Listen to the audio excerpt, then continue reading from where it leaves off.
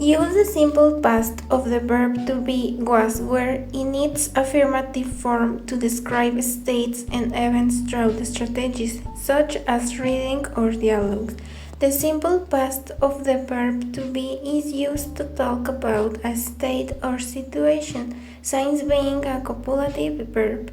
It unites a noun or subject with an adjective or characteristics. It is important to remember that the verb to be is an irregular verb or not to be. The verb to be is not as simple as it seems, and when you begin to able to maintain a conversation in English and make use of certain grammatical flexibility, you realize that knowing how to use it well in the past tense is really useful, especially if you like or think that you might like to tell anecdotes and talk about your life. The past tense of the verb to be is used to describe states and situations that were true at a specific point in the past, such as name, occupation, place, or nationality. The negative form is constructed by adding not after the verb, that is, was not, wasn't, were not, weren't. On the other hand, the interrogative form is structured by placing the verb to be before the subject. To answer affirmatively, we use yes plus pronoun plus was, were. Yes, I was. Yes, they were. To answer in the negative, we use no plus pronoun plus wasn't, weren't. No, I wasn't. No, they weren't. Understand the use of there was and there were to describe the existence of something in the past through dialogues, interviews, or guided readings. These expressions are used to describe the existence of something or someone in a specific place in the past. There was is used when describing singular nouns, and there were for plural nouns. There was is used with singular nouns, while there were is used with plural nouns. These expressions are versatile and can be applied in various situations to describe the existence of something in the past. Affirmative. It's important to note that there was and there were cannot be contracted in the affirmative form. It is formed with the past tense of the verb to be in singular or plural as appropriate. Negative. The negative form is created by using the past tense of the verb to be in a negative form. There was not, there were not. The contracted form is often used there wasn't, there weren't. Identify and use the simple past tense of regular and irregular verbs to differentiate their spelling through short readings, allowing the recognition of historical facts in Mexico. The past tense is used to describe actions that occurred and ended at the specific point in the past. The past tense of regular verbs is formed by adding the suffix ed, d, ied. According to established rules from their conjugation, and each of them has a different pronunciation. In contrast, irregular verbs undergo a complete change in their spelling when conjugated. The simple past, also known as the past simple or the preterite, is a verb tense in English that is used to describe actions, events, or situations that occurred and were completed in the past. It is one of the most fundamental and commonly used verb tense in English. Here's how it works.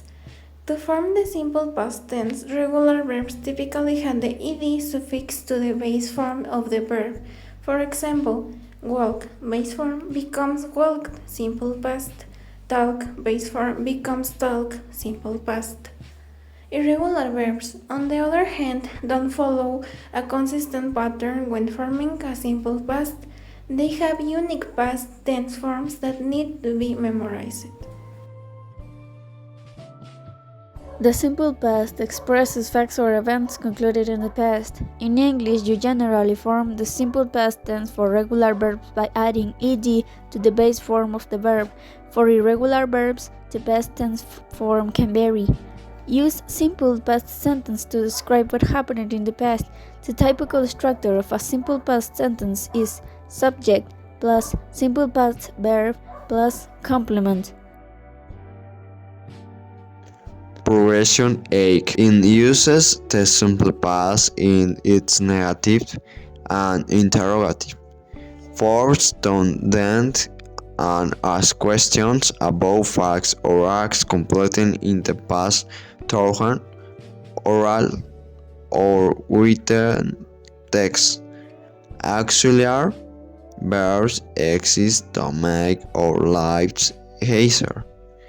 They help us, and in the case of the simple past in negative, that's exactly what Deloitte. To formulate the past in negative, you simply have to put didn't in front of infinitive form. The verb to be is used in affirmative form and the structure as plus adjective plus as to express the equality between two nouns, that is, two people, things, places, animals, or the negative form of the verb to be and the structure as plus adjective plus as to establish inequality. The comparative form in English is used to compare two things, people, or actions and show the degree of similarity or difference between them. Progression 12. Use degrees of comparison, superiority, and inferiority. Use degrees of comparison, superiority, and inferiority to contrast people, place, things, or animals about their quality toward strategies and activities such as interviews, reports, and photographs.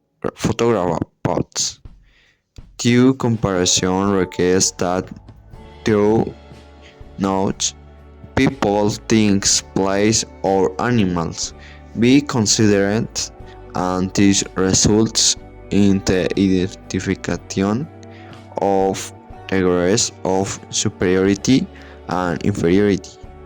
So it is necessary to know the rules to form each of them.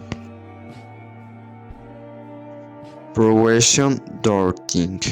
Report superlative degrees of comparison to describe the heuristic.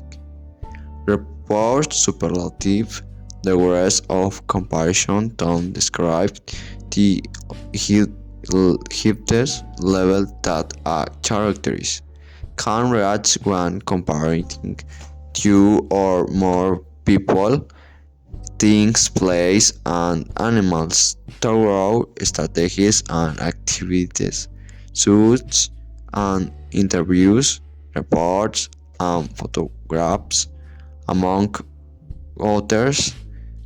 She superlated for adopts characteristics of something, someone, to be classified to the highest or lowest degree. Therefore, to is the superlative.